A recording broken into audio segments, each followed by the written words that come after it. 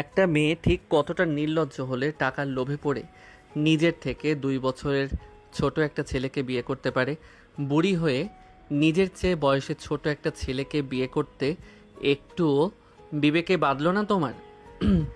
আমি না হয় আম্মুর জন্য তোমাকে বিয়ে করতে বাধ্য হয়েছি, কিন্তু তুমি তো আপু চাইলেই পারতে বিয়েটা আটকাতে। আটকালে না কেন? অবশ্য তুমি জানতে তোমার মতো বুড়ি একটা মহিলাকে কেউ বিয়ে করবে না, তাই তো আমার আম্মুকে হাত করে নিজের থেকে 2 বছরের জুনিয়র ছেলের গলায় ঝুলে পড়েছ। থামো প্লিজ আকাশ। প্লিজ আপু, এখন একদম ন্যাকা কান্না করবে না আমার সামনে। তোমার মতো থার্ড ক্লাস মেয়েকে আমার খুব ভালো করে চেনা আছে। তুমি প্রথমে আমার আম্মুকে মানলে, এখন আবার চোখের পানি ফেলে আমাকে বোকা বানাতে চাইছো। তোমার নাটকে আমি অন্তত গলছি না। আমি কোনো নাটক করছি না আকাশ। তুমি যাই করো, তোমার সেই চাওয়া কখনোই পূরণ হবে না। তোমাকে জাস্ট আমার বিরক্ত লাগছে। সরে যাও আমার চোখের সামনে থেকে। যথেষ্ট বলেছ, এবার থামো আকাশ। অনেক বেশি বলে ফেলেছ। আমার তো ভাবতেই ঘৃণা লাগছে যে তোমার মতো এত নিচু মানসিকতার লোকের সাথে আমার বিয়ে হয়েছে। আর তুমি কি বললে? আমি তোমাকে হাত করতে চাইছি? হ্যাঁ, তাই তো চাইছো। তোমার মতো নোংরা মানসিকতার লোককে হাত করা তো দূরে থাক, তোমার সাথে কথা বলতেই আমার রুচিতে বাড়ছে। খালামণির মতো এত ভালো একজন মানুষের ছেলের এই শিক্ষা! ছি ছি ছি! নিজের স্ত্রীর সাথে কিভাবে কথা বলতে হয় সেই বোধটুকুও তোমার মধ্যে নেই। তুমি আমার শিক্ষা নিয়ে প্রশ্ন তুলেছ। আরে, তুমি কিভাবে বুঝবে ভালোবাসাকে চোখের সামনে শেষ হতে দেখার যন্ত্রণা? ভালোবেসেছো কখনো কাউকে? আমি বেসেছি। তুমি নিজেও জানো না তুমি আমার কত বড় ক্ষতি করেছো। তোমার জন্য আমার গার্লফ্রেন্ড সুইসাইড করতে বসেছে। ওর যদি কিছু হয়ে যায়, ট্রাস্ট মি, আমি সত্যি সত্যি তোমাকে খুন করে ফেলবো। ওদের চিৎকার চেঁচামেচিতে খালামণি আর আঙ্কেল ওদের রুমে চলে আসলেন। খালামণি এসেই আকাশকে থাপ্পড় দিয়ে বললেন, ছি আকাশ, ছি। আমি এই শিক্ষা দিয়েছি তোমাকে? বাসর রাতে তুমি বইয়ের গায়ে হাত তুলছো, তার সাথে এই ধরনের ব্যবহার করছো। তোমার এতটা অধঃপতন হবে আমি ভাবতে পারিনি। আম্মু, তুমি ভুলে যাবে না এই বিয়েটা আমি নিজের ইচ্ছাই করিনি। তুমি আমাকে বাধ্য করেছো এই থার্ড ক্লাস মেয়েটাকে বিয়ে করতে। তোমার ইচ্ছায় বিয়ে করেছি, তাই বলে ভেবো না অন্যদের মতো এই বয়স্ক মহিলাকে নিয়ে আমি সংসার করব। বউ হিসাবে না মানো, অন্তত সিনিয়র হিসেবে প্রাপ্য সম্মানটুকু তো দিতে পারতে। তোমাকে আমি বারবার বারণ করেছিলাম আকাশের আম্মু, এমন থার্ড ক্লাস মেয়ের সাথে ছেলেকে বিয়ে দিও না, ওর জীবনটা নষ্ট হয়ে যাবে। কিন্তু তুমি শুনলে না আমার কথা, একবারও ভেবে দেখলে না এর পরিণতি ঠিক কী হবে। এখন আবার বাহিরের একটা মেয়ের জন্য তুমি আমার ছেলের গায়ে হাত তুললে। তুমি ভুলে যাবে না ও আমার বোনের মেয়ে, আর এখন তো কোনো বাইরের মেয়ে হওয়ার প্রশ্নই ওঠে না। শরীয়ত মোতাবেক ও এখন এই বাড়ির বউ, আকাশের স্ত্রী। আকাশের মা রিমির সামনে এসে তার হাত দুটো নিজের হাতের মুঠোয় নিয়ে বললেন, আকাশের হয়ে আমি তোর কাছে ক্ষমা চাচ্ছি, তুই আমাকে ক্ষমা করে দিস মা। আমি একজন ব্যর্থ খালামণি, নিজের ছেলেটাকেই শিক্ষা দিতে পারিনি। তুই এই রুম থেকে চল, এইখানে তোকে এই মানুষরূপী কুকুরের সাথে আমি কিছুতেই থাকতে দিব না। আকাশের মা রিমিকে ওনার রুমে নিয়ে এসে একটা সুতির শাড়ি দিল, বিয়ের শাড়ি পাল্টে পরার জন্য। রিমি ফ্রেশ হয়ে এসে দেখে খালামণি রিমির জন্য খাবার নিয়ে বসে আছে। আসলে সকাল থেকে কিছু খাওয়া হয়নি রোদের, প্রচণ্ড ক্ষুধা লেগেছে। রিমি বস, বিরিয়ানিটা খেয়ে নে। আমার খেতে ইচ্ছে করছে না খালামণি। এদিকে বস, আমি খাইয়ে দেই, যদি তোর কোনো আপত্তি না থাকে। না না খালামণি, আপত্তি থাকবে কেন? আমি তোর জীবনটা শেষ করে দিলাম তাই না রে? তোকে কলঙ্ক থেকে বাঁচাতে গিয়ে একটা মিথ্যা সম্পর্কে জড়িয়ে দিলাম। আগে থেকেই আমার মনের মধ্যে সুপ্ত ইচ্ছা জেগেছিল তোকে আমার ছেলের বউ করার, কিন্তু তুই যে আকাশের সিনিয়র ছিলি, তার জন্যই আমার ইচ্ছাটা দমিয়ে রেখেছিলাম। কিন্তু আল্লাহ আমার সেই ইচ্ছাটা পূরণ করেছে। আজ তুই আকাশের বউ। আকাশ তোকে মানুক বা না মানুক, তুই আকাশের বউ হয়ে না আমার মেয়ের মতো আমার আরও একটা মেয়ে হয়ে এই বাড়িতে থাকবি। আচ্ছা খালামণি, একটা কথা বলুন তো, আমার সাথে কি এমন হবার ছিল? আজ যদি আমার বাবা মা বেঁচে থাকতো তাহলে আমাকে এত কিছু সহ্য করতে হতো না, বুড়ি উপাধি পেতে হতো না। বাদ দে মা, পুরনো কথা ভেবে মন খারাপ করিস না। আল্লাহ যা করেন আমাদের ভালোর জন্যই করেন। সামিয়া তো ঘুমিয়ে পড়েছে, তুই বরং আমার পাশে শুয়ে পড়, আমি তোর মাথায় বিলি কেটে দিই। আকাশের মা যতই পুরনো কথা ভুলতে বলুক, রিমি তার অতীতকে এত সহজে ভুলতে পারে? রিমি ছিল তার বাবা মায়ের একমাত্র আদরে মেয়ে, কিন্তু ভাগ্যের নির্মম পরিহাসে সে আজ একজন আশ্রিতা। অন্যদের মতো তারও হাসি খুশি একটা পরিবার ছিল। প্রতি বছর রিমির বার্ষিক পরীক্ষা শেষ হলে সে আর বাবা মা ফ্যামিলি ট্যুরে চলে যেত। সেই বছরও তার ব্যতিক্রম ছিল না। ডিসেম্বরে পরীক্ষা শেষ করে রিমি তার ফ্যামিলি ট্যুরে রওনা দিল কক্সবাজারের উদ্দেশ্যে। গাড়ি চলছে তার আপন গতিতে। বরাবরই রিমির গাড়িতে ঘুমানোর অভ্যাস। সবেমাত্র ঘুমের রেশ এসেছে, হঠাৎ রিমির আম্মুর চিৎকারে চোখ খুলে দেখে বেসামালভাবে একটা ট্রাক তাদের দিকে ধেয়ে আসছে। এমন অবস্থায় তার মা তাকে গাড়ি থেকে ধাক্কা দিয়ে বের করে দেয়। ভাগ্যক্রমে রিমি বেঁচে গেলেও তার বাবা মা বাঁচতে পারেনি। এরপর থেকে শুরু হয় তার সংগ্রামের জীবন। বেঁচে থাকতে হলে লড়াই করে বাঁচতে হবে, তুই ভেঙে পড়িস না, আমি জানি তুই পারবি। বাবা মা মারা যাওয়ার পর রিমি কার কাছে থাকবে, সে নিয়ে বাঁধে বিপত্তি। চাচাদের কাছে তার ঠাঁই মেলে না, কারণ তাদের সাথে আগে থেকে রিমিদের জমি জমা নিয়ে দ্বন্দ্ব ছিল। তারা প্রায়ই তার বাবাকে মেরে ফেলতে চাইতো। রিমির বাবা মার মৃত্যু অ্যাক্সিডেন্ট ছিল না কি খুন, তা আজও রহস্য। অবশেষে রিমিকে মামা বাড়ি রাখার সিদ্ধান্ত হয়। মামা রিমিকে খুব ভালোবাসতো, কিন্তু তার মামি তাকে দু চোখে সহ্য করতে পারত না। তার ছেলে মেয়েদের সাথে মিশতে দিত না। প্রায় সময় রিমির মামা মামির মধ্যে তাকে নিয়ে ঝগড়া লাগতো। মামা ব্যবসায়ের কাজে বেশিরভাগ সময় বাইরে থাকতো, আর এ সময়টাই মামি তাকে দিয়ে বাসার সব কাজ করাতেন। সোনার চামচ মুখে নিয়ে জন্ম হয়েছিল, অথচ মামির সংসারে এসে ঘর মোছা থেকে শুরু করে যাবতীয় কাজ রিমির করতে হতো। বাসায় কাজের মহিলাকে ছুটি দিয়ে দেওয়া হয়েছিল। রিমি পড়াশোনা করতে পারতো না। সব কাজ ছেড়ে রাতে একটু পড়তে বসতো রিমি। কি নবাবের বেটি, বেলা কয়টা বাজে সে খেয়াল আছে আপনার? পড়ে পড়ে ঘুমাচ্ছেন। বাসার কাজগুলো কে করবে শুনি? তোর মা এসে করে দিয়ে যাবে? বাবা মাকে নিয়ে কিছু বলবেন না মামি। তোর মা বাবার সাথে তুইও মরলি না কেন? আর মরলি না যখন, তখন আমার ঘরে এসে জুটলি কেন? সারা দিন কোনো কাজ করবে না, শুধু শুধু আমার অন্ন ধ্বংস করবে। আমি মোটেই বসে বসে আপনার অন্ন ধ্বংস করি না মামি। সারাদিন গাধার মতো খেটে মরি, অথচ একটা কাজের লোকের যে মর্যাদা, সেই মর্যাদাটুকুও পাই না আমি। একটা কাজের মহিলাও 3 বেলা পেট পুড়ে খেতে পায়, মাস গেলে হাত খরচার টাকা পায়, কোনো অনুষ্ঠানে নতুন কাপড় পায়, অথচ আমি এর কিছুই পাই না। তোকে যে এই বাড়িতে আশ্রয় দিয়েছি, এইটাই বা কম কিসে?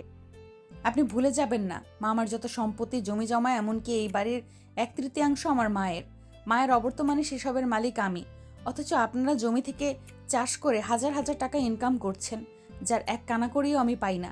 সেই হিসাবে আমি আমার খাচ্ছি, আপনার বা মামার কারোর অন্ন ধ্বংসই করছি না। কি বললি তুই? যত বড় মুখ নয় তত বড় কথা। আজ তোর এমন অবস্থা করব যাতে তুই আমার মুখের উপর কথা বলতে না পারিস। তারপর রিমির মামি তার চুলের মুঠি ধরে তাকে খুব মারে। যন্ত্রণায় রিমি ছটফট করছিল, কিন্তু তার কিছুই করার ছিল না। রিমি, তাড়াতাড়ি উঠে ফ্রেশ হয়ে নামাজ পড়ে নে। নিজের অতীত ভাবতে ভাবতেই কখন যে চোখটা লেগে এসেছে রিমি টের পায়নি। সকালে আকাশের মায়ের ডাকে ঘুম ভেঙে গেল রিমির। উঠে দেখে চারিদিকে আলো ফুটেছে, ফজরের আজান হচ্ছে। ঠিক আছে খালামণি। এখনো খালামণি বলবি? আমি না হয় তোর খালামণি, তাই বলে কি এখনো বাড়িতেও আমি তোর খালামণি? আর যেন তোর মুখে খালামণি ডাক না শুনি। রাতে কি বলেছিলাম ভুলে গেছিস? তুই সামিয়ার মতো আমার আরও একটা মেয়ে হয়ে মাকে খালামণি ডাকবে, এটা ভালো দেখায় না। ঠিক আছে আম্মু, আজ থেকে আর খালামণি ডাকবো না। এই তো আমার লক্ষ্মী মেয়ে, এইবার চল তো তাড়াতাড়ি নামাজ পড়িনি। বাসায় আর কেউ পড়ে না নামাজ? সামিয়া পড়ে, আর বাকি দুজন তাদের নাকি এখনো নামাজ পড়ার সময় হয়নি। ওরা থাক, চল আমরা নামাজ পড়ে আসি। রিমি আর আকাশের মা নামাজ শেষে কিছুক্ষণ আড্ডা দিল। বেশ ভালো মনের মানুষ আকাশের মা, না হলে রিমির মতো অসহায় মেয়েকে নিয়ে এত ভাবতো না। আম্মু, আমি সবার জন্য চা করি। ঠিক আছে কর, তবে সাবধানে করিস। আম্মু, তুমি চিন্তা করো না তো, এইসব রান্নাবান্না করতে করতে অভ্যস্ত হয়ে গেছি আমি। কিচেনে এসে সবেমাত্র চুলায় পানি বসিয়েছে রিমি। এমন সময় পেটে গরম কিছু অনুভব করলো সে। মনে হচ্ছে কেউ সিগারেটের আগুন দিয়ে পুড়িয়ে দিচ্ছে। পিছনে ফিরতে দেখে আকাশ তার পেটে জ্বলন্ত সিগারেট চেপে ধরেছে। কি সিনিয়র বেবি, খুব জ্বলছে তাই না? আমার এর থেকে বেশি জ্বলেছিল যখন তোমাকে আমার বিয়ে করতে হয়েছিল। তোমার জন্য মা আমার গায়ে হাত তুলেছিল। খুব খারাপ হচ্ছে বলে দিচ্ছি, সরান এটাকে। আমি তো এত সহজে তোমাকে ছেড়ে দিব না সিনিয়র বেবি। তোমার খুব শখ ছিল এই আকাশের বউ হওয়ার, তাই না? এর ফল তুমি হাড়ে হাড়ে টের পাবে। আমার ধৈর্যের পরীক্ষা নিতে আসবেন না মিস্টার আকাশ। তুমি হয়তো জানো না, এরকম সিগারেটের গরম ছ্যাঁকা, খুন্তির গরম ছ্যাঁকা খাওয়ার অভ্যাস আছে আমার। বাবা মা মরা মেয়ে কি না, সুযোগ পেলেই কেউ আঘাত করতে ছাড়ে না। তাই বলে আমাকে অবলা নারী ভাববে না আকাশ। অন্যায় যে করে আর অন্যায় যে সহে, দুজনেই সমান অপরাধী। আমি কখনোই আপনার অন্যায় মেনে নেব না। রিমি আকাশের বুকে গরম পানি ছুঁড়ে মারল। আকাশ আটকে ওঠে। ইউ ফুল, কি করলে এটা তুমি? ইট মারলে পাটকেল খেতে হয়, এটা নিশ্চয়ই জানো। তুমি আমাকে আঘাত করবে আর আমি সেই আঘাত মুখ বুজে সহ্য করে যাব? কখনোই না। তুমি একটা দিলে আমি 10টা দিব। তুমি আমাকে যতটুকু সম্মান দিবে, ঠিক আমার থেকে ততটুকুই সম্মান পাবে। সো নেক্সট টাইম আমার সাথে লাগতে আসবে না। রিমি আপন মনে চা বানাচ্ছে, কিন্তু আকাশ সেখানে ঠাই দাঁড়িয়ে রইল। হয়তো রিমির থেকে এমন পাল্টা জবাব আশা করেনি। চা বানানো শেষ করে রিমি কিচেন থেকে বের হতে নিলে তখন আকাশ তাকে বলে, তোমাকে তো আমি পরে দেখে নেব সিনিয়র বেবি। কেন রে, এতক্ষণ দেখে তোর কলিজা ভরেনি? আর আমাকে দেখবি কেন? তোর গার্লফ্রেন্ড কি তোর শোকে মোড়ে পাথর হয়ে গিয়েছে? একদম আমার গার্লফ্রেন্ডকে নিয়ে বাজে কথা বলবে না। আপনি ওর নখেরও যোগ্য না। আমার যোগ্যতা সম্পর্কে তোমার কোনো আইডিয়াও নেই আকাশ। আর হ্যাঁ, আমার সম্পর্কে বেশি জানতে আসবেও না। দেখা গেল সিনিয়র সম্পর্কে জানতে এসে সিনিয়রের প্রেমেই হাবুডুবু খেলে। আকাশকে কিছু বলার সুযোগ না দিয়ে রিমি উপরে আকাশের মার ঘরে চলে আসলো। এই যে আম্মু, তোমার চা। এইখানে বস, তোর সাথে আমার কিছু কথা আছে। ততক্ষণে চা তো ঠান্ডা হয়ে যাবে, আগে আঙ্কেলের চাটা দিয়ে আসি।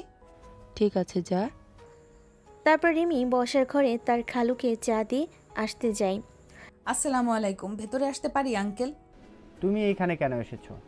আমাদের পরিবারের সদস্যদের মধ্যে ঝামেলা সৃষ্টি করে এখন আবার ভালো সাজতে এসেছো? আর কি করার বাকি আছে তোমার? আপনার জন্য চা নিয়ে এসেছিলাম আঙ্কেল। আমি চা খাবো না, তুমি নিয়ে খাও। আর কখনো যেন তোমাকে আমার আশেপাশে না দেখি। এক্ষুনি বের হও আমার রুম থেকে। রিমি লজ্জায় অপমানে রুম থেকে বের হতে নেবে, তখনই কেউ একজন তাকে আটকে দিল। পিছনে ফিরতে রিমি দেখে সামিয়াকে। আসসালামু আলাইকুম আপু। ওয়ালাইকুম সালাম। আচ্ছা আপু, আমি তোমাকে এখন থেকে কি বলে ডাকবো? আগে তো আপু ছিলে, এখন তো আমার একমাত্র ভাইয়ার বউ। এখন তো তুমি আমার কিউট ভাবি হও, তাহলে ভাবি ডাকি? না সামিয়া, তুমি তো জানো আমাদের বিয়েটা অন্য 5 জনের মতো স্বাভাবিকভাবে হয়নি। আমাদের বিয়ের ব্যাপারে কেউ জানেও না। তুমি বরং আমাকে আপু বলে ডেকো। ঠিক আছে আপু, কিন্তু আমি তো জানতাম তোমার কোনো এক ডাক্তারের সাথে বিয়ে হওয়ার কথা ছিল। আসলে রিমির মামা রিমিকে সব জায়গাতে তার মেয়ের পরিচয় দিত, বলতো আমার 2টা মেয়ে। রিমির মামা জানতে পেরেছিলেন যে তার স্ত্রী রিমিকে মারধর করে, ঠিকমতো খেতে দেয় না, তাই তাকে হোস্টেলে পাঠিয়ে দেয়। হোস্টেল থেকে রিমি ইন্টার অনার্স মাস্টার্স শেষ করে। তারপর রিমি একটা জব পায়, সে টাকা দিয়ে দিতে হতো তার মামিকে। এর মধ্যে হঠাৎ একদিন রিমির মামি এসে রিমিকে বলল সে তার বিয়ের ব্যবস্থা করেছে। ছেলেপক্ষ দেখতে আসলো রিমিকে। রিমিকে তাদেরও পছন্দ হলো, কিন্তু তারা জানতে পারলো রিমি এতিম, তার বাবা মানেই সে এই বাড়ির আশ্রিতা। তখন ছেলে কোনো আশ্রিতাকে বিয়ে করবে না বলে বিয়ের আসর ছেড়ে চলে যায়। বিয়ে ভেঙে যাওয়ার জন্য রিমির মামি সবার সামনে রিমিকে গালিগালাজ করতে লাগলো। সবার সামনে থাপ্পড় দিতে যাবে এমন সময় রিমির খালামণি যে আকাশের মা, সে গিয়ে রিমির মামির হাত ধরে ফেলে। পাগল হয়ে গেছেন আপনি? এত বড় মেয়ের গায়ে হাত তুলতে আপনি একটুও সংকোচ বোধ করছেন না? ওমা, এদিকে মার থেকে মাসির দরদ বেশি বলে এতদিন দরদ কই ছিল? ওর মতো অলক্ষী মেয়ের ঠাঁই নেই আমার বাসায়। এতই যখন দরদ দেখাচ্ছেন তাহলে নিয়ে যান আপনার সাথে করে। হ্যাঁ, নিয়ে যাব আমার একমাত্র ছেলের বউ করে। আপনি আর ওকে অপমান অত্যাচার করতে পারবেন না। রিমির বিয়ে হবে এবং এক্ষুনি হবে। আম্মু, তোমার মাথা ঠিক আছে তোমার? তুমি আমাকে বারবার অনুরোধ করেছিলে এই বিয়েতে উপস্থিত থাকার জন্য, তাই আমি এসেছি। আমি বিয়ে করতে এখানে আসিনি। তাছাড়া তুমি তো জানো আমার গার্লফ্রেন্ড আছে, তবু তুমি কিভাবে এই মহিলাকে বিয়ে করতে বলছো, যে কিনা আমার 2 বছরের সিনিয়র? তুমি বিয়ে করবে কি না? আম্মু, একটু বোঝার চেষ্টা করো। করবে কি না, হ্যাঁ অথবা না? তুমি খুব ভালো করে জানো আমি তোমার কোনো কথা ফেলতে পারি না, তার জন্য এমনটা করলে। ঠিক আছে, আমি বিয়ে করব, তবে শুধু কাগজে কলমে। তাকে কখনো আমি স্ত্রীর মর্যাদা দিতে পারবো না। এরপর সবই তো আপনাদের জানা আছে, লিসেনাররা। আপু একটা কথা বলি। বলো। শুনেছি মেয়েদের নাকি একবারই বিয়ে হয়। ভাইয়া যতই তোমার জুনিয়র হোক, এখন সে তোমার স্বামী। শুধু কাগজ কলমেই এই সম্পর্ক। তুমি প্লিজ তোমাদের সম্পর্কটা নষ্ট করে দিও না। তোমরা চাইলেই তো অন্য 5 জন স্বামী স্ত্রীর মতো স্বাভাবিক জীবন যাপন করতে পারবে। বা সামিয়া, তুমি তো দেখছি জ্ঞান দেওয়াও শিখে গিয়েছো। মনে হচ্ছে তুমি আমার টিচার আর আমি তোমার ছাত্রী। তোমার তো কিছুদিন পরেই এসএসসি পরীক্ষা। সকাল সকাল না পড়তে বসে আঙ্কেলের রুমে আড়ি পাচ্ছিলে কেন?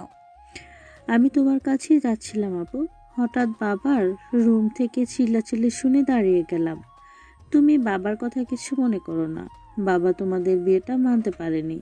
বাবা চেয়েছিলেন তার বিজনেস পার্টনারের মেয়ে সানিয়া আপুকে ভাইয়ের বউ করতে।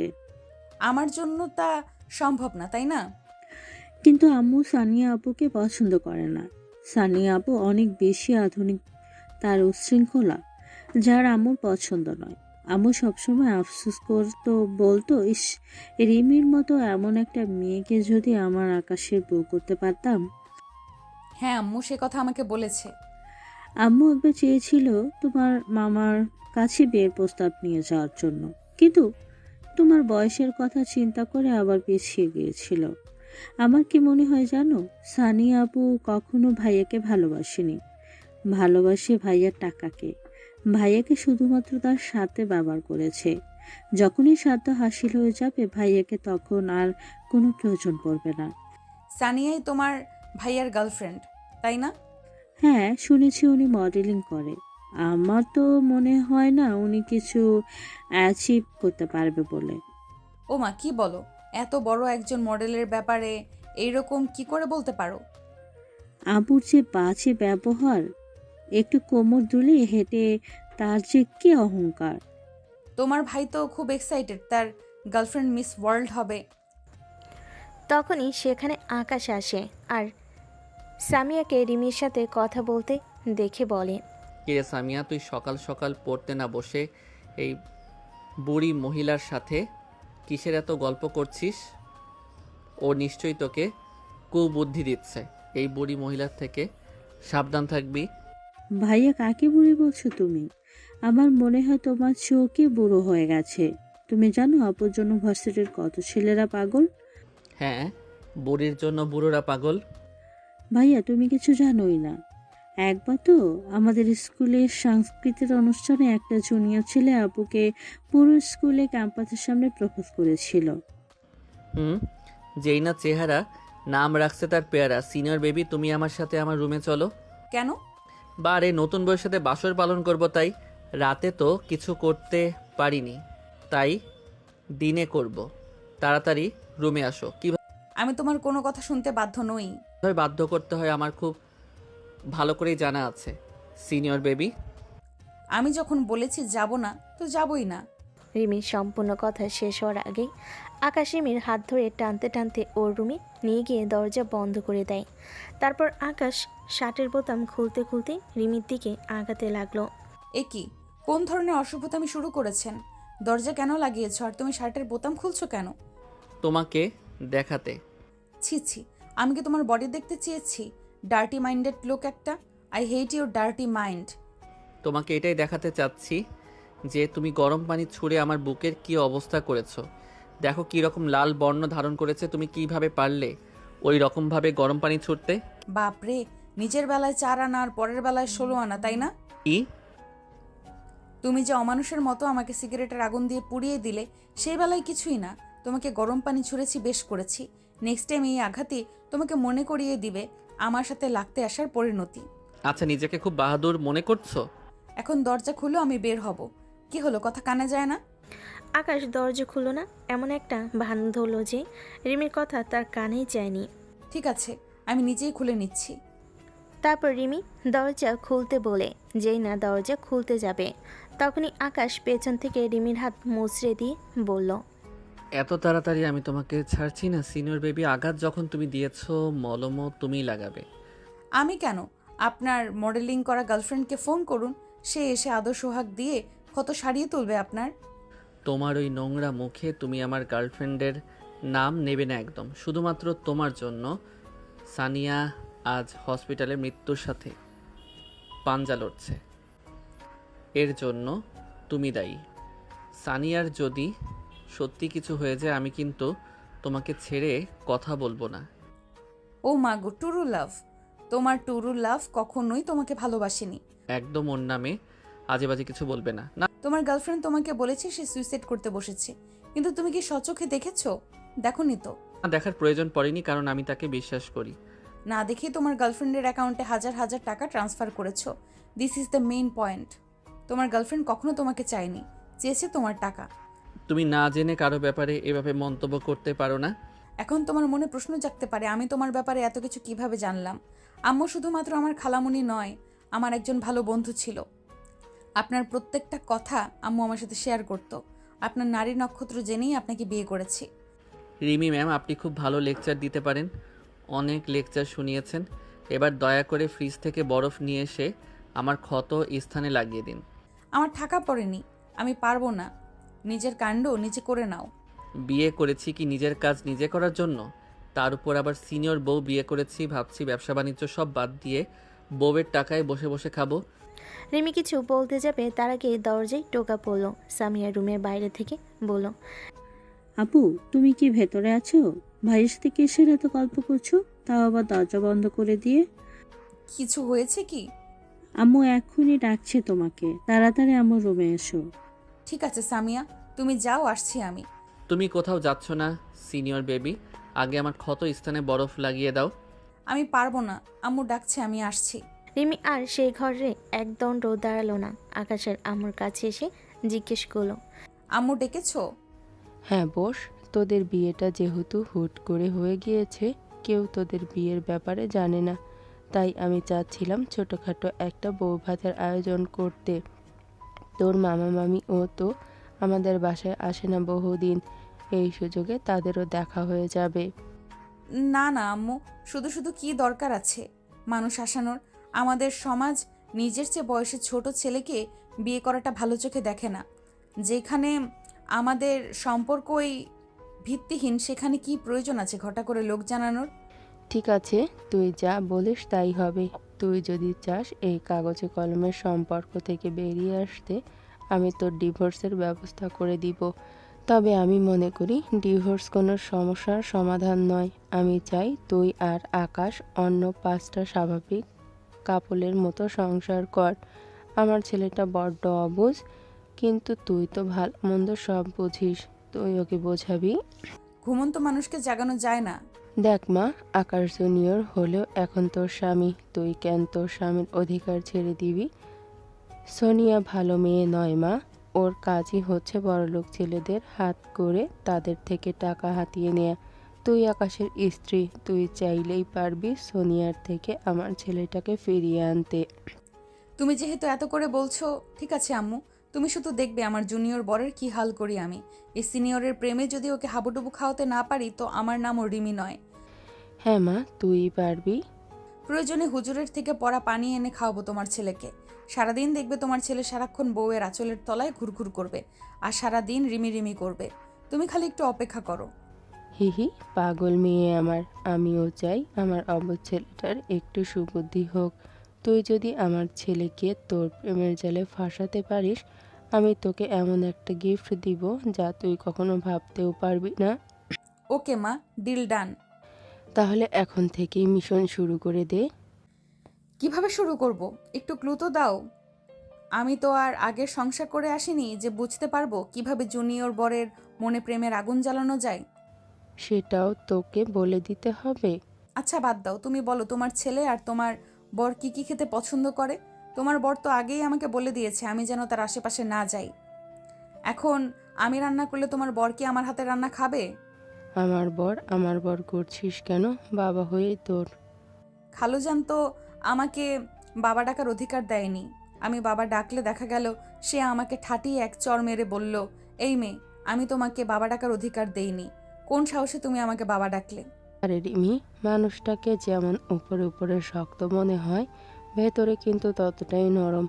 আসলে আমি এক প্রকার জোর করে আকাশের বিয়েটা দিয়েছি তো, তাই তোকে মানতে পারিনি। কিন্তু দেখিস, আস্তে আস্তে সব ঠিক হয়ে যাবে। তখন ওই মানুষটা তোকে মাথায় করে রাখবে। তাই যেন হয় আম্মু। আম্মু, আমি কিচেনে যাচ্ছি, দেখি আমার হাতের রান্না খাইয়ে বর আর শ্বশুরের মন জয় করতে পারি কিনা। ঠিক আছে, যা মা। রেনু তোকে রান্না করতে সাহায্য করবে। আমার স্কুলের কিছু কাজ বাকি রয়েছে, না হলে আমি তোকে সাহায্য করতাম। ঠিক আছে আম্মু, সমস্যা নেই, আমি সবটা সামলে নিতে পারবো। আমি আসলেই অলরাউন্ডার বৌমা পেয়েছি। এখনকার যুগের মেয়েরা তো পড়াশোনা করলে কোনো কাজই হাতে দিতে চায় না। তারা কাজ করতে না পারাটা যে গর্বের মনে করে। অথচ আমার রিমি, তুই সব কাজে পারদর্শী। সবটা তো আর আমার মতো মা বাবা মরা মেয়ে নয় আম্মু। আমি কি তোর মা নই? এরপর যদি আর কখনো তোর মুখে বাবা মা মরা মেয়ে বলতে শুনি, তখন কিন্তু আমি তোর ওপর খুব রাগ করব। রিমি কান ধরে বলল, সরি আম্মু, ভুল হয়ে গেছে। এই যে দেখো, কান ধরেছি। এইবারের মতো ক্ষমা করে দিলাম। নেক্সট টাইম কিন্তু পিটুনি পড়বে। ওকে আম্মু। আমি কি আপনাকে হেল্প করব আপামনি? তুমি কি ববি? জি আপামনি। তোমার কথাবার্তা পোশাকে মনে হচ্ছে না যে তুমি এই বাসায় কাজ করো। শুধু আপনি কেউ ধরতে শুধু আপনি না, কেউই ধরতে পারে না যে আমি এই বাসায় কাজ করি। এই বাসার প্রত্যেকটা মানুষ খুবই ভালো মনের। তারা আমাকে নিজেদের পরিবারের একজন সদস্য মনে করে। এমনকি আমাকে স্কুলেও ভর্তি করিয়েছে। ও আচ্ছা, আপাতত তোমার এখানে কোনো কাজ নেই, তুমি গিয়ে পড়তে বসো, আমার প্রয়োজন হলে আমি ডেকে নিব। ঠিক আছে আপামনি।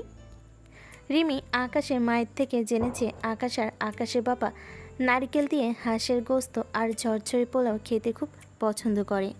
বরাবরই রিমির রান্না করতে বেশ ভালো লাগে, কিন্তু রান্নার সময় লোকজন থাকলে মোটো রিমির ভালো লাগে না। রিমির মনে হয় তারা রান্নায় নজর দিয়ে খাবারের স্বাদ নষ্ট করে দেয়। কিন্তু রিমির বাবা মা বেঁচে থাকতে তাকে কখনো রান্নাঘরেই যেতে দিত না। রিমির রান্না প্রায় শেষ, তখন সেখানে ছোট্ট কাজের মেয়েটা আসে। আপামনি, রান্না তো শেষ হয়ে গিয়েছে, আপনি তো আমাকে ডাকলেন না। তুমি এসেছো, আমি এক্ষুনি তোমাকে ডাকবো ভাবছিলাম। সব রান্না করা শেষ হয়ে গিয়েছে, তুমি সব কিছু ডাইনিং টেবিলে নিয়ে রাখো, আমি একটু ফ্রেশ হয়ে আসি। ঠিক আছে আপামনি। গোসল করে এসে দেখে আকাশে মা খাবার সার্ভ করছে। রিমিকে দেখে বলল, তুইও বস, আমি খাবার সার্ভ করছি। তুমি খাবে না আম্মু? মায়েরা কখনো আগে খায় না মা, তোরা খেয়ে নিয়ে তারপর আমি খাবো। এটা কেমন কথা আম্মু? তুমিও বসো না, সবাই মিলে একসাথে খাওয়ার মজাই আলাদা। তখনই সেখানে আকাশের বাবা আসে আর আকাশের মাকে বলে, মনে হচ্ছে আজ বাসায় ভালো মন্দ রান্না হয়েছে। ভেবেছিলাম তোমার উপর অভিমান করে আজ বাহির থেকেই খাবার খাবো, কিন্তু খাবারের গানে রুমে থাকা দুষ্কর হয়ে পড়েছিল আমার জন্য। অভিমান ভুলে চলে এলাম খেতে। এখন তাড়াতাড়ি খেতে দাও। হ্যাঁ দিচ্ছি। আকাশের মা আকাশের বাবাকে খেতে দিলে আকাশের বাবা কিছুটা খাবার মুখে তুলে আকাশের মাকে বলে, তোমার হাতটা দাও দেখি। কেন, কি করবে? তোমার রান্নার হাত দেখব।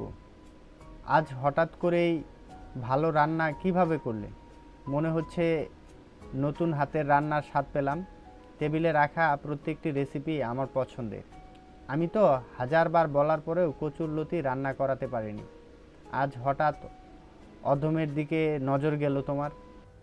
আজকে তো আমি রান্না করিনি। তাহলে কে করলো মেট? ও তো এত ভালো রান্না জানে না। আর সামিয়া তো কখনোই কিচেনে যায়নি। ওরা তো এত ভালো রান্না জানার প্রশ্নই আসে না। আমরা কেউই রান্না করিনি। ইনফ্যাক্ট আমরা কেউই আজ কিচেনে যাইনি। রিমি একা হাতে সব কিছু রান্না করেছে। প্লিজ আঙ্কেল, খাবার ছেড়ে যাবেন না। অপরাধ আমি করেছি, খাবার তো কোনো অপরাধ করেনি। আপনি প্লিজ যাবেন না। আজ থেকে 8 বছর আগে বাবা মাকে হারিয়েছি। আমারও ইচ্ছে হয় সবার সাথে বসে খেতে। বিয়ে নিয়ে প্রত্যেকটা মেয়ের স্বপ্ন থাকে, আমিও এর ব্যতিক্রম ছিলাম না।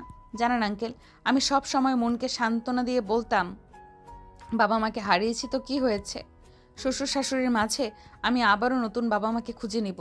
কিন্তু সবার ভাগ্যে তো আর সব সুখ জোটে না। রিমির আবেগপূর্ণ কথা শুনে আকাশের বাবা খাওয়া শেষ করে উঠে তাকে বলল, এই মেয়ে খাবার শেষ করে তুমি আমার রুমে এসো। ঠিক আছে আঙ্কেল। খাওয়া শেষ করে রিমি আঙ্কেলের রুমের সামনে দাঁড়িয়ে আছে। ভেতরে যাওয়ার সাহস হচ্ছে না রিমির। আকাশের বাবার যে রাগ দেখা গেল রিমির গালে ঠাটি এক চর বসিয়ে দিল। এই মেয়ে বাহিরে দাঁড়িয়ে রয়েছো কেন? ভেতরে আসো। আমি মানুষ, পশু নই যে তোমাকে খেয়ে ফেলবো। আমার মধ্যে মানবিকতা আছে। তোমার হাত দাও। জি আঙ্কেল। তোমার হাত দিতে বলেছি। রিমি ভয়ে ভয়ে হাত এগিয়ে দিল। আকাশের বাবা তার হাতে 1000 টাকার 5টা নোট ধরিয়ে দিল। ও মা, টাকা কেন আঙ্কেল? এটা হচ্ছে তোমার পুরস্কার আমার পক্ষে থেকে। রিমি আকাশের বাবার থেকে এতটা ভালো ব্যবহার আশা করেনি। রিমি হতভম্ব হয়ে টাকা হাতে সেখানেই দাঁড়িয়ে রইল। এরই মধ্যে আকাশের আম্মু এসে বলল, বাহ, আমি যে তোমাকে 30টা বছর রান্না করে খাওয়াচ্ছি, কই আমাকে তো কখনো এমন পুরস্কার দাওনি।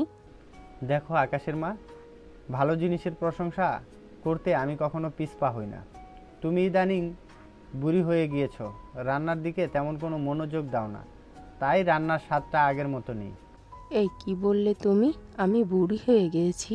তুমি জানো এখনো কত লোকজন আমার দিকে তাকিয়ে থাকে?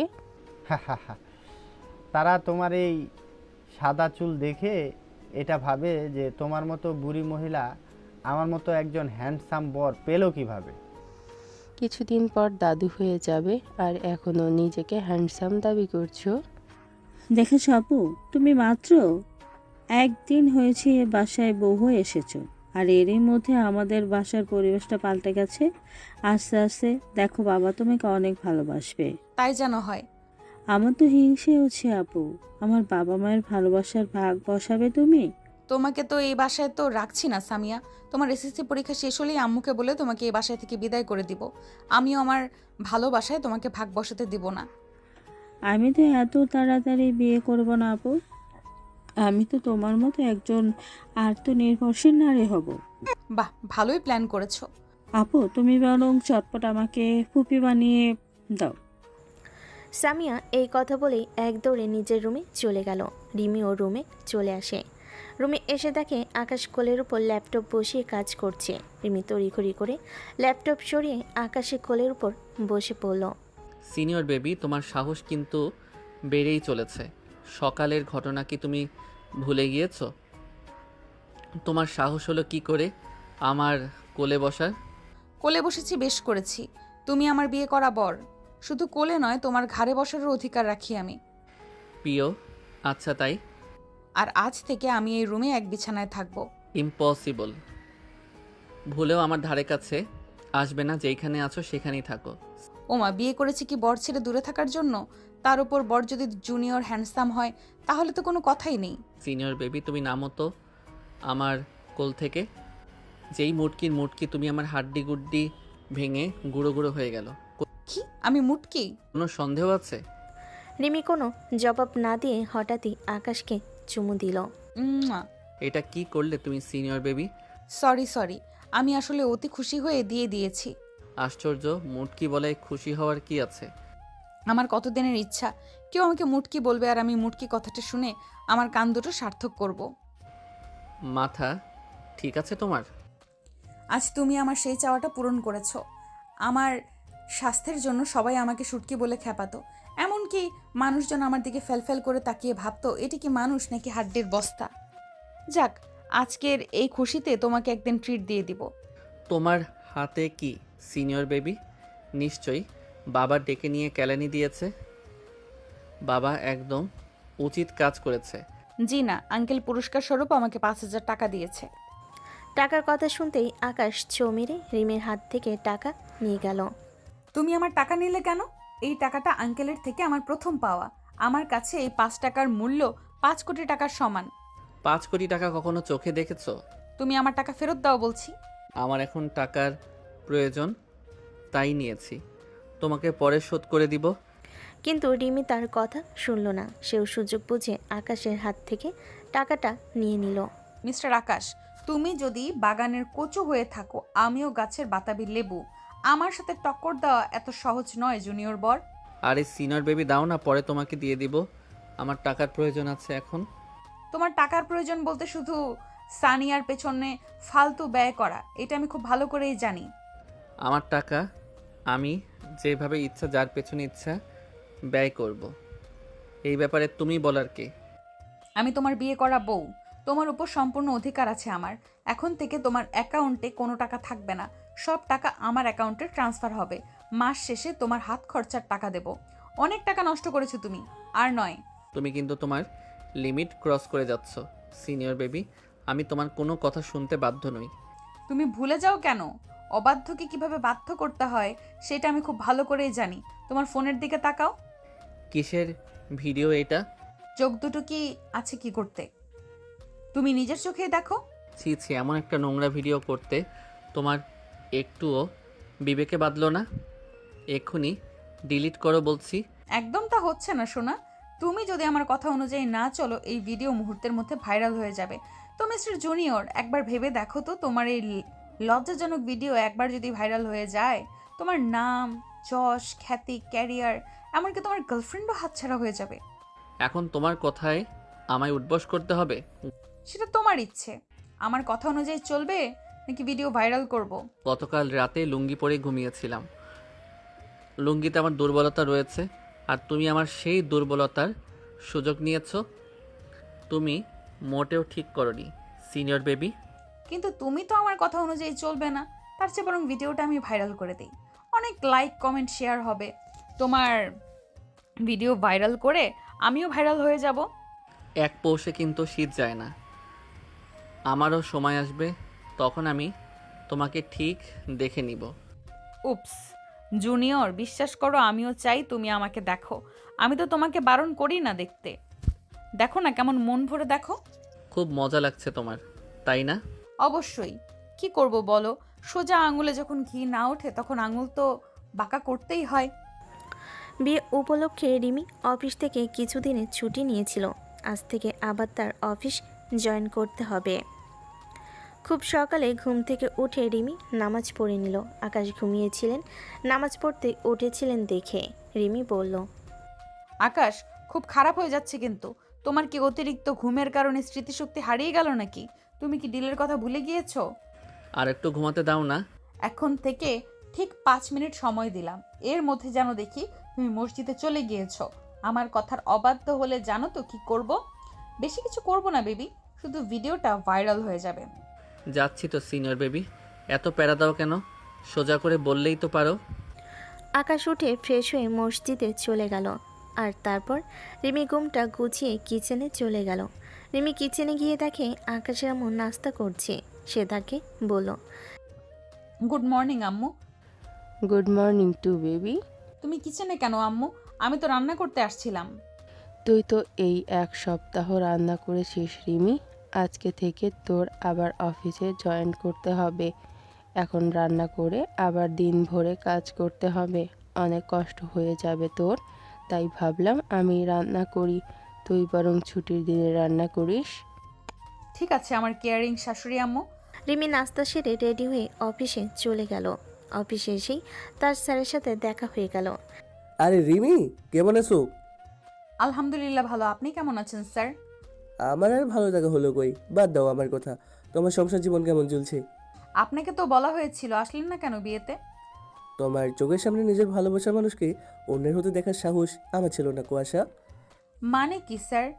কে আপনার ভালোবাসার মানুষ? চলো আমরা ক্যান্টিনে গিয়ে বসি, যদি তোমার কোনো আপত্তি না থাকে। ক্লাস শুরু হওয়ার এখনো অনেক দেরি আছে। ঠিক আছে স্যার, চলুন। রিমি আর তার অফিসের বস ক্যান্টিনে গিয়ে বসলো। বেশ বড় ক্যান্টিন এটা, অনেক মানুষের আনাগোনা হয় এইখানে। রিমি, কি খাবে বলো? খালি মুখে তো আর গল্প জমবে না। আমি মাত্রই নাস্তা সেরে এসেছি, এখন কিছুই খাবো না। খাবো না বললে তো হবে না, কিছু একটা খাও। ঠিক আছে, চা খাওয়াই যায়। দুধ চা নাকি রং চা? রং যা বলি কোনো কিছু হয় না, চা মানেই দুধ চা। তারা দুজন চা খাচ্ছে আর গল্প করছে। হঠাৎ টেবিলের অপর সাইডে পরিচিত একটা মুখ দেখে রিমি থমকে গেল। তার বিশ্বাসই হচ্ছে না সানিয়া এইখানে, তাও আবার এই অবস্থায়।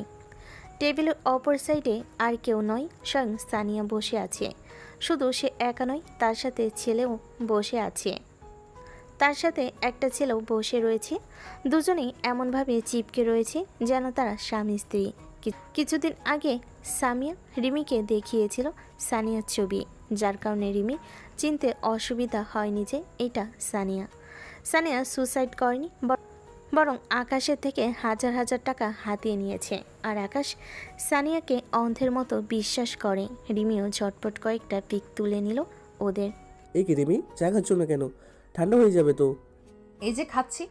তোমাকে কোনো কারণে চিন্তিত লাগছে, কি হয়েছে রিমি? আমাকে বন্ধু মনে করে বলতে পারো। কিছু না স্যার, অনেকদিন পর অফিসে এসেছি তো, সব কাজ আবার গুছিয়ে নিতে হবে। আচ্ছা, তাহলে তুমি সব কিছু গুছিয়ে নাও, আসছি আমি, বাই। স্যারের সাথে কথা বলতে বলতে টেবিলের অপর সাইডে কখন যে ফাঁকা হয়ে গেল বুঝতে পারেনি রিমি। সাপুরে বিন বাজানোর আগেই সাপ হাতছাড়া হয়ে গেল, কোনো ব্যাপার না। গর্ত খুঁড়ে কিভাবে সাপ বের করতে হয় এই রিমির খুব ভালো করে জানা আছে। রেস্টুরেন্ট টেবিলটা রিমি স্যার পে করে দিয়ে গেছে। রিমি ক্যাশ কাউন্টারে লোকটার কাছে জিজ্ঞেস করলো, আচ্ছা আঙ্কেল, 4 নাম্বার টেবিলে যারা বসেছিল আপনি কি তাদেরকে চেনেন? আমি তো খেয়াল করিনি ম্যাম। আচ্ছা, তুমি 2 মিনিট অপেক্ষা করো, আমি সিসি ক্যামেরা চেক করে বলছি। ঠিক আছে আঙ্কেল। এই মেয়েটার নাম সানিয়া, আর সাথে ওর হাজব্যান্ড রায়হান। কিছুদিন আগেই এদের বিয়ে হয়েছে। সানিয়ার বাবা আমার পরিচিত, আমিও উপস্থিত ছিলাম ওদের বিয়েতে। ঠিক আছে আঙ্কেল, ধন্যবাদ। রিমি অফিসে মন বসাতে পারলো না, সে ভেবেই পাচ্ছে না সানিয়ার হাজব্যান্ড থাকতো সে কেন আকাশের থেকে এত টাকা নিচ্ছে। তার জন্য মোট সানিয়ার বাবা তো যথেষ্ট বড়লোক। রিমি অফিস থেকে রুমে এসে দেখে আকাশ ল্যাপটপ নিয়ে কাজ করছে। আকাশ, আমার জন্য এক গ্লাস ঠান্ডা শরবত নিয়ে আসো তো, খুবই ক্লান্ত লাগছে, একটু তাড়াতাড়ি যাও, আমি ততক্ষণে ফ্রেশ হয়ে আসি। আমাকে বলছো? আমার কি দ্বিতীয় বর আছে যে তাকে বলবো? আমি নিজে কখনো জগ থেকে গ্লাসে পানি ঢেলে খাই না, আর তোমাকে আমি শরবত করে এনে খাওয়াবো, এটা খুব দারুণ একটা জোকস ছিল। জুনিয়র বর, তোমাকে কিছু দেখানোর আছে আমার। আমার কিছু দেখা লাগবে না সিনিয়র বেবি, তোমার কিছু দেখানো মানেই আমার মান সম্মান নিয়ে টানাটানি করা। তার থেকে বরং আমি তোমার জন্য শরবত করে নিয়ে আসছি। রিমি আকাশের একটা গাল টেনে দিয়ে বলল, এই তো বউয়ের বাধ্য গুলুমুলু বর। এই একদম আমার গাল টানবে না, বিরক্ত লাগে এটা আমার। আমার সেই ছোটবেলার অভ্যাস, বাচ্চাদের দেখলে গাল টানতে না পারলে ভালো লাগে না, এটাকে আদর করা বলে, বুঝলে? লাগবে না আমার এমন আদরের। তাহলে কিরকম আদর চাই তোমার? কোনো আদর চাই না। ঠিক আছে, তুমি তাড়াতাড়ি শরবত নিয়ে আসো। এরপর রিমি যায় ফ্রেশ হতে আর আকাশ যায় শরবত বানাতে। রিমি ফ্রেশ হয়ে এসে দেখে আকাশ সত্যি সত্যি শরবত নিয়ে এসেছে। এই নাও তোমার শরবত, এখন আবার মুখে তুলে খাইয়ে দিতে বলো না যেন। অবশ্য তুমি চাইলে দিতে পারো, আমি কিছু মনে করব না। তুমি ভেবো না সিনিয়র বেবি, আমি তোমাকে ভালোবেসে শরবত করে নিয়ে আসছি। শুধুমাত্র ভিডিওটার জন্য ব্ল্যাকমেইলের শিকার হয়ে আমাকে এত কিছু করতে হচ্ছে। তোমার মতো কত ঘাটতারা পোলা পায়েন এক চুটকিতে সোজা করে দিয়েছি, আর তুমি কিনা বাসর রাতে আমার গলায় ছুরি চালিয়ে দিয়েছিলে। তাহলে আমার সাহসের প্রশংসা করছো তো? সত্যি আকাশ, তোমার সাহসের প্রশংসা করতে হয়। তুমি যার কারণে আমার গলায় ছুরি ধরেছিলে, তোমার সেই মডেল গার্লফ্রেন্ডকে বিবাহিত তুমি কি জানো? তোমার থেকে এসব আমি শুনতে চাই না। আমি তো ভেবেছিলাম হয়তো গার্লফ্রেন্ডের বিয়ের সংবাদে তুমি বেচারা কান্নাকাটি করে রুমের মধ্যে হাঁটু পানি বানিয়ে দিবে, বাট সেরকম তো কিছুই করছো না। তুমি কিভাবে জানলে? আর তুমি যে সত্য কথা বলছো তারও তো কোনো প্রুফ নেই। প্রুফ আছে আকাশ, এতটা কাঁচা খেলোয়াড় আমি নই। আমি জানতাম মুখের কথায় তুমি বিশ্বাস করবে না, তাই প্রমাণ সঙ্গে করে নিয়ে আসছি।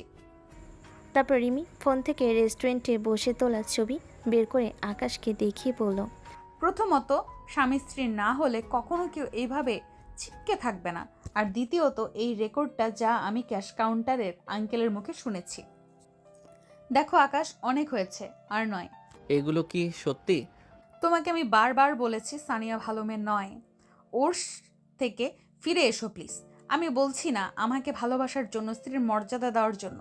তুমি সানিয়ার থেকে ফিরে এসো, এসবের কোনো প্রয়োজন নেই আমার। তবুও তুমি ওই সানিয়ার দিকে ফিরে এসো। এইটা শুধু আমার একার নয়, আম্মুরও অনুরোধ। সরি, আমি তোমাদের অনুরোধ রাখতে পারবো না। আমি চাইলেও সানিয়া আমাকে মুক্তি দেবে না। আমার যে সানিয়ার কাছে হাত পা বাঁধা রয়েছে। কেন আকাশ? চুপ করে থাকো না আকাশ, আমি কিছু জিজ্ঞেস করছি। আমি বলতে পারবো না সিনিয়র বেবি। চুপ করে থাকা কোনো সমস্যার সমাধান নয়। তোমার জন্য প্রতিনিয়ত আব্বু কষ্ট পাচ্ছে। আমি চোখের সামনে আম্মুর কষ্ট সহ্য করতে পারবো না। তুমি প্লিজ বলো আকাশ। এরপর আকাশ যা বলল তা শোনার জন্য রিমি মোটেও প্রস্তুত ছিল না।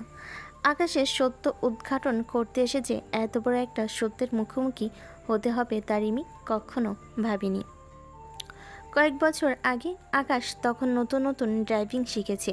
পরীক্ষা শেষ করে আকাশা ফ্রেন্ড সার্কেলে সবাই মিলে গ্রামে ঘুরতে যায়। তাদের ফ্রেন্ড সার্কেলে সানিয়া সহ আরও 2টা মেয়ে ছিল। গ্রাম থেকে ফেরার পথে সবাই মজা ছলে ঘোল খায়, যা আকাশের জীবনের সবচেয়ে বড় ভুল ছিল। সেই ভুল প্রতিনিয়ত করে করে খাচ্ছে আকাশকে। তারপর কি হলো? তুমি কি এমন করলে তার জন্য নিজের কাছে নিজেই অপরাধী হয়ে আছো? খুন? মানে কি? মানে আমি খুন করেছি। হ্যাঁ, আমি একটা খুনি। আমার জন্য 2টা প্রাণ শেষ হয়ে গেছে। আর সেই খুনের ঘটনা ধামাচাপা দিতেই সানিয়া আমাকে ব্ল্যাকমেল করে আমার থেকে টাকা নেয়। প্লিজ আকাশ, হিয়ালি না করে বলো তারপর কি হয়েছিল। ঘোল খাওয়ার কারণে আমার মধ্যে অনেকটা নেশা প্রভাবিত হয়। শহরের মধ্যে প্রবেশ করতে ফ্রেন্ড সার্কেলের সবাই যার যার গন্তব্যস্থলে নেমে যায়। আর সানিয়ার বাসা আমার বাসার কাছাকাছি হওয়ায় তাকিয়া থেকে যায়। গাড়ি চলছিল ঠিকঠাক, হঠাৎ আমার মাথা ঘোরাতে শুরু করে, চোখ মুখ ঝাপসা হয়ে আসে। অতিরিক্ত ঘোল খাওয়ার জন্য একসময় জ্ঞান হারিয়ে ফেলি। কিন্তু আমার এইটুকু মনে আছে, জ্ঞান হারানোর আগে আমি বেসামালভাবে গাড়ি ড্রাইভ করছিলাম। আর হুট করে কালো রঙের একটা গাড়ি আমার গাড়ির সামনে চলে আসে। এরপর কি হয়েছিল আমি জানি না। কি হয়েছিল আকাশ? জ্ঞান ফেরার পর সানিয়া বলেছিল আমার জন্য নাকি ওই গাড়িতে থাকা 2টো প্রাণ শেষ হয়ে গেছিল। এটা শোনার পর আমি অনেকটা ঘাবড়ে যাই। সানিয়া বারবার পুলিশকে সবটা বলে দেওয়ার হুমকি দিচ্ছিল। আমি সানিয়াকে হাত জোর করে বলি ও যেন বিষয়টা ধামাচাপা দিয়ে রাখে, না হলে আমার ক্যারিয়ার শেষ হয়ে যেত। আম্মু বাবা মানসিকভাবে খুবই আঘাত পেত। এতদিন ধরে সানিয়া এই জন্যই।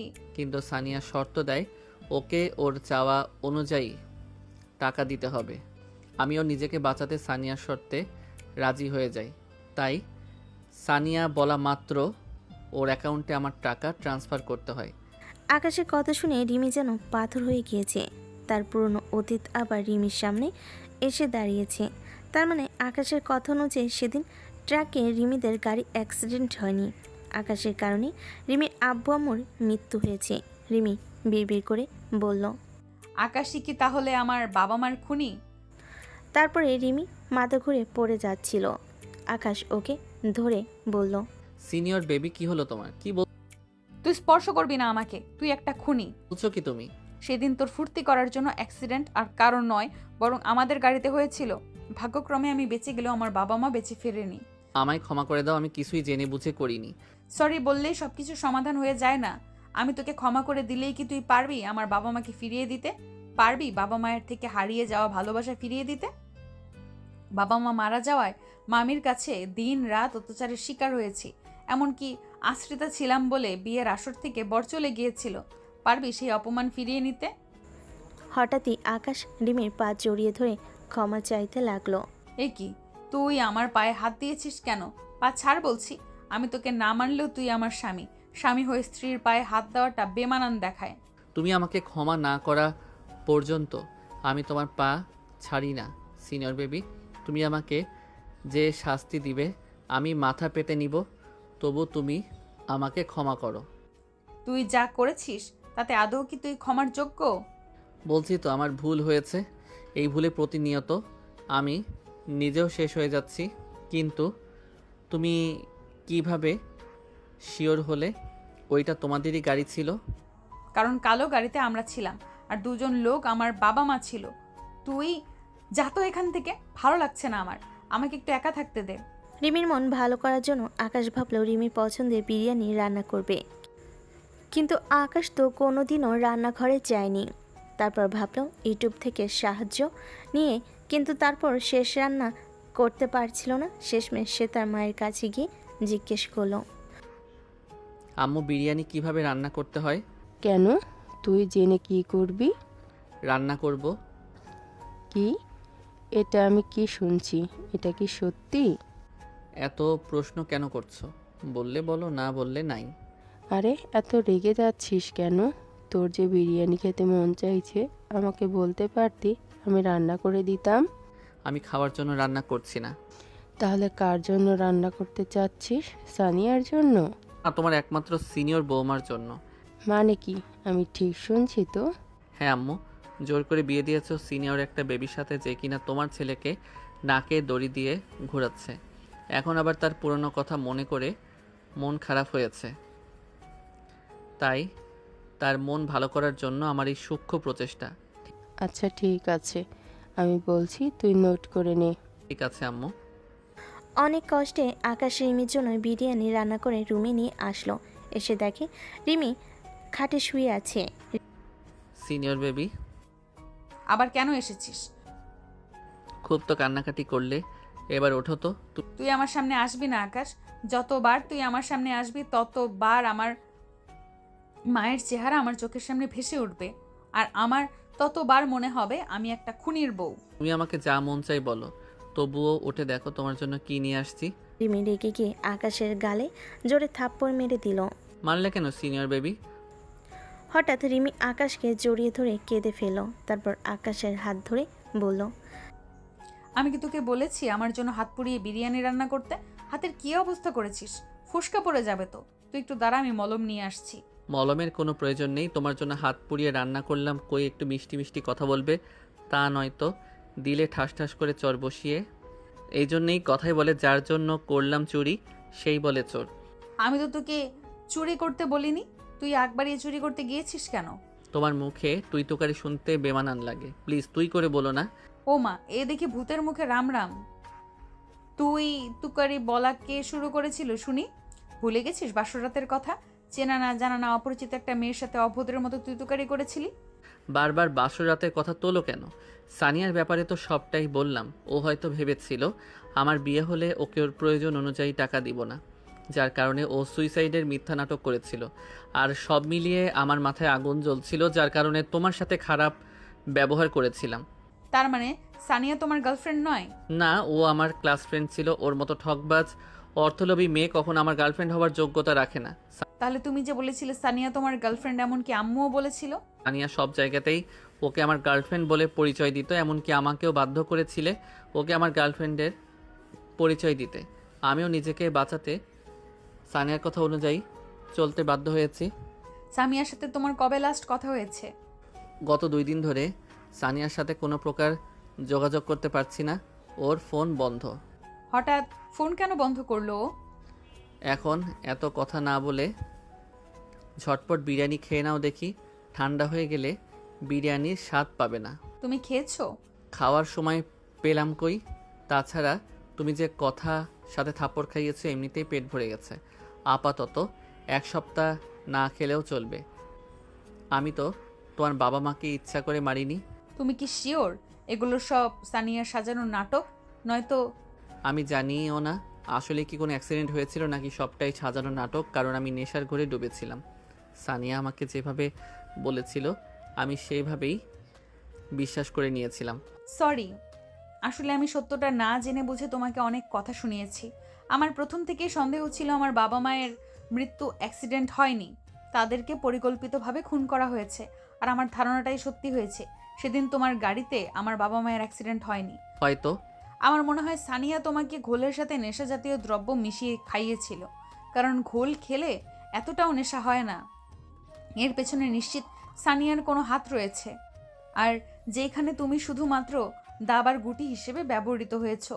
কিছুক্ষণ আগেই তো বললে আমি তোমার বাবা মায়ের খুনি, আর এখনই বলছো আমি কিছু করিনি। কিন্তু তুমি এত কিছু জানলে কিভাবে? আর বিয়ের একদিন আগে আমার ফোন পানিতে পড়ে নষ্ট হয়ে যায়। এতদিন ফোন সার্ভিং ছিল। আজ যখন ফোন পুনরায় চালু করলাম তখন এই মেসেজগুলো দেখে বুঝতে পেরেছি আমার বাবা মায়ের খুন মেসেজের অপর পাশের ব্যক্তি করেছে, যার সাথে সানিয়াও জড়িত রয়েছে। তারপর সেই ফোন বের করে আকাশকে সেদিনের মেসেজগুলো দেখায়। কেউ একজন মেসেজে লিখেছে, তোমাকে আমি কিছুতেই অন্যের হতে দিব না টিয়া পাখি। তোমাকে পাওয়ার জন্য এত পরিশ্রম করেছি, সেই পরিশ্রমে কিছুতেই ব্যর্থ হতে পারে না।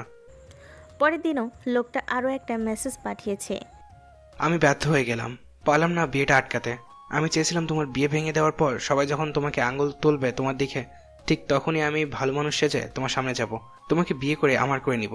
কিন্তু আমার সব প্ল্যান ভেস্তে দিয়ে কোথা থেকে যেন ওই বুড়ি তার কচি ছেলে নিয়ে উদয় হলো, আমার বুকে আগুন জ্বালিয়ে দিয়ে।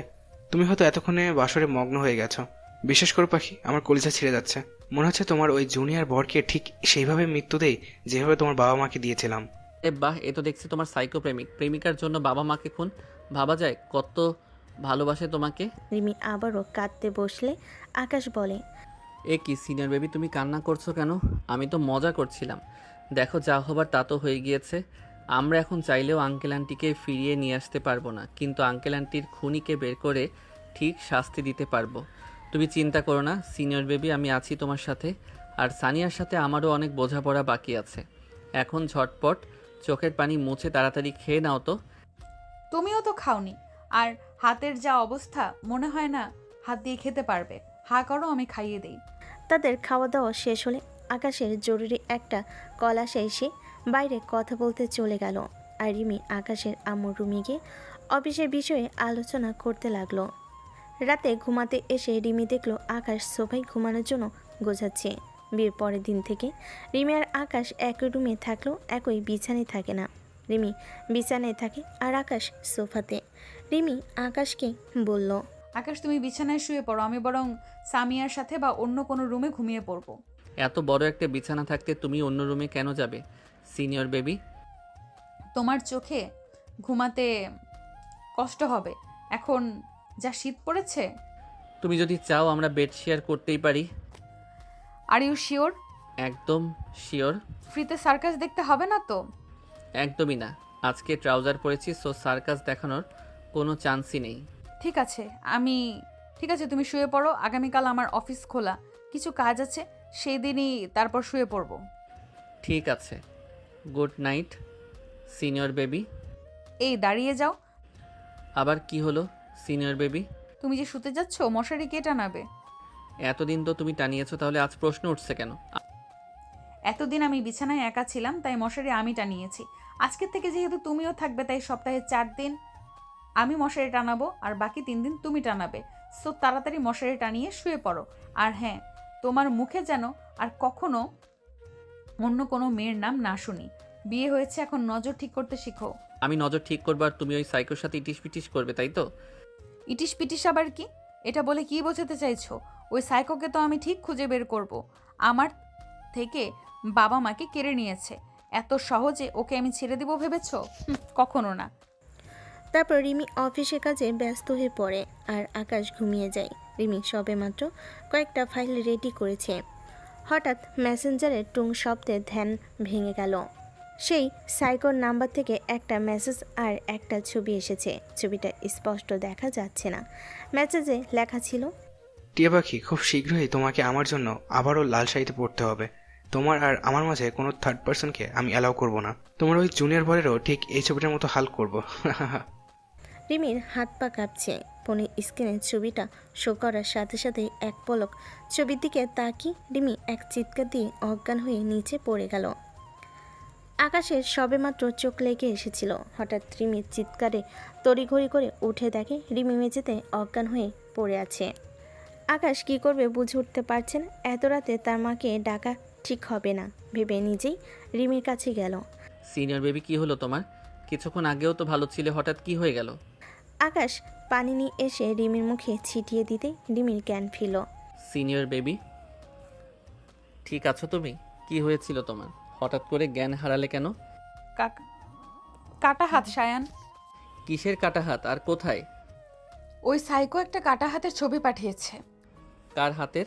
ওই কাটা হাত আর কারণ নয়, বরং আমার আম্মুর অনামিকা আঙুলে যে আংটিটা দেখছো, এটাই আমার জমানো টাকা দিয়ে আম্মু আব্বুর বিবাহবার্ষিকীতে আম্মুকে গিফট করেছিলাম। আমার স্পষ্ট মনে আছে, আমরা যেদিন ট্যুরে যাওয়ার জন্য বের হয়েছিলাম তখন আম্মু এই আংটিটা পরেছিল। এরপর রিমি আর কিছু বলতে পারল না। বলার আগেই ওই সাইকোর নাম্বার থেকে কল আসলো। রিমি কলটা রিসিভ করতেই ফোনে অপর প্রান্ত থেকে চাপা একটা কণ্ঠস্বর ভেসে আসলো। হয়তো লোকটা ভয়েস চেঞ্জ করে কথা বলছে যাতে রিমি চিনতে না পারে। টিয়া পাখি, এতক্ষণ নিশ্চয়ই বুঝতে পারছো কাঁধা হাতটা তোমার শাশুড়ির, মানে তোমার আম্মুর। বিশ্বাস করো পাখি, আমি তোমার আব্বু আম্মুকে মারতে চাইনি, কিন্তু কি করতাম বলো? তাদেরকে বারবার বোঝানোর পরেও তারা বুঝতে চায়নি। তারা তো তোমাকে আমার হাতে তুলে দিতে চায়নি, তাই তো তাদের এই করুণ পরিস্থিতির শিকার হতে হলো। খুব শীঘ্রই তোমার ওই জুনিয়র বরেরও এমন অবস্থা হবে। তোমার আর আমার মাঝে যে আসবে তার ঠিক এই অবস্থা হবে। কে আপনি? কাপুরুষের মতো লুকিয়ে রয়েছেন কেন? সাহস থাকলে সামনে এসে চোখে চোখ রেখে কথা বলুন, আমিও আপনার সাহস দেখতে চাই। উপস পাখি, তোমার সেই রাগ যে ঠিক আগের মতো রয়ে গেছে। আসবো তো পাখি, খুব শীঘ্রই তোমার সামনে আসবো, তবে বিয়ের শেরওয়ানি মাথায় পাগড়ি পরে। কিন্তু তার আগে তোমার জুনিয়র বরকে তার নির্দিষ্ট জায়গায় পৌঁছে দিতে হবে তো। তোমার সেই চাওয়া কখনোই পূরণ হবে না। আকাশের গায়ে হাত তোলা তো দূরের কথা, ওর দিকে তাকিয়ে দেখো। ট্রাস্ট মি, আমি তোর চোখ তুলে নিয়ে লুডো খেলবো। আমি তো ভয় পেয়েছি পাখি, জুনিয়র বরের প্রতি এত ভালোবাসা। Oh my god, true love. Senior baby কি ব্যাপার বলো তো? আমাকে ভালো টালো বেসে ফেললে নাকি? আমাকে মারার কথা বলতেই এত হাইপার হয়ে গেলে যে। একটু শুতে দাও। সিনিয়র বেবি কথা বলছো না কেন? শরীর খারাপ লাগছে? মমকে ডেকে দিব? আকাশ যেন মুহূর্তের মধ্যেই বুঝদার হয়ে গেল। রিমিকে নিজের বুকে টেনে নিয়ে মাথায় বিলি কেটে দিতে লাগলো। রিমিও বাচ্চাদের মতো আকাশের বুকে গুটিসুটি মেরে পড়ে রইল। নিজের থেকে 2 বছরের জুনিয়র ছেলের বুকেই তার পরম শান্তির জায়গা, একমাত্র আশ্রয়স্থল মনে হচ্ছে। অনেক দিন কেটে গেছে, কিন্তু যতবারই রিমি আকাশের সাথে স্বাভাবিক হতে যায় ততবারই আকাশকে হারানোর ভয় জেঁকে বসে। ওই সাইকোটাকে রিমি এই কয়দিন হাজারবার চেষ্টা করেছে খোঁজার, কিন্তু ফলাফল শূন্য। খুবই চতুর একটা লোক ওই সাইকোটা। যে নাম্বার দিয়ে রিমিকে ফোন করে মেসেজ করে সেই সিম কার্ডটা রেজিস্ট্রেশন করা না, যার কারণে লোকেশনও ট্রেস করা যাচ্ছে না। তবুও রিমি আর আকাশ চেষ্টা করছে খুব শীঘ্রই সাইকোটার পর্ব শেষ করে তাদের অপূর্ণ ভালোবাসার পূর্ণতা দেওয়ার। রিমি অফিসে যাবে, যাওয়ার আগে রান্না বান্না করে সবার সাথে খেতে বসে। সবাই খাবার টেবিলে চুপচাপ বসে খাচ্ছিল। নীরবতা ভেঙে সামিয়া বলল, আপু একটা কথা বলবো? হ্যাঁ বল। আমি একজনকে ভালোবাসি আপু। হোয়াট? এইটুকু বয়সে লাভ? তো কে সেই ভাগ্যবান পুরুষ যে কিনা এতটুকু বয়সেই আমার ননদের মন কেড়ে নিল? তোমার অফিসের বস। পাগল হয়ে গেছো তুমি? স্যার আর তোমার বয়সের পার্থক্য জানো? ভালোবাসা কখনো বয়স থেকে হয় না আপু। ভাইয়া তো তোমার 2 বছরের জুনিয়র, কিন্তু আমি তোমার চোখে ভাইয়ের জন্য অনেক ভালোবাসা দেখেছি। আমার সাথে তোমার তুলনা করছো কেন সামিয়া?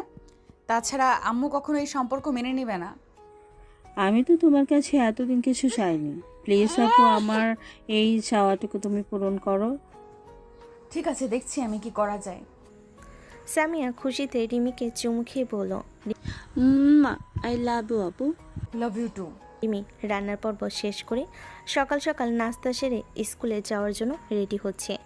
এমন সময় আকাশ এসে রিমিকে পিছন থেকে জড়িয়ে ধরে। ব্যাপারটা রিমি এনজয় করলেও আকাশকে বুঝতে না দিয়ে গরম চোখে তাকালো। আকাশ, কি শুরু করেছো? দেখেছো তো রেডি হচ্ছি। ইদানিং তোমার খুব সাহস বেড়েছে, তাই না? আমি যে তোমার সিনিয়র, এটা কি ভুলে গিয়েছো? সিনিয়র হও বা জুনিয়র হও, তুমি আমার বিয়ে করা বউ। আমার অধিকার আছে তোমাকে জড়িয়ে ধরার। আমি আমার বউকে জড়িয়ে ধরেছি, অন্য কাউকে তো জড়িয়ে ধরিনি। ও আচ্ছা।